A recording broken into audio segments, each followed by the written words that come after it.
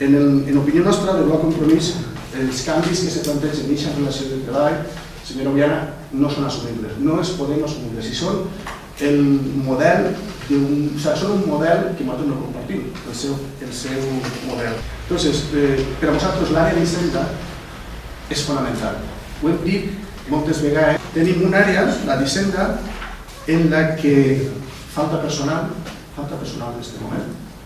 I les necessitats que hi ha allí se suplixen a partir de l'esforç personal de la gent que hi ha i del regidor d'Hisenda, i això ens sembla una situació anormal.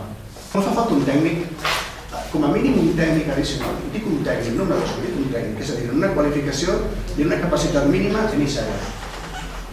Al contrari, fa falta un tècnic, però si n'amortissem uno, emparant-nos en que estem obligats per trobar l'ajust. Vostès mateixa, l'ajust el modifiquem quan ens interessa i quan no ens interessa, quan no podem, el deixem estar i continuem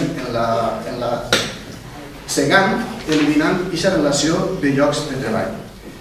Però és que si volem aconseguir nous ingressos, o com a mínim els ingressos que el padró fiscal ens permet, què menys que tindre un inspector de tributs.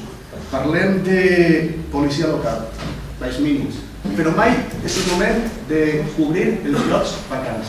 Tenim una plantilla en què la policia en actiu està disminuint i està augmentant la segona activitat.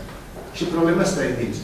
I si hem d'esperar a que ens paguin una televisió per a donar-nos compte, mal camí portem.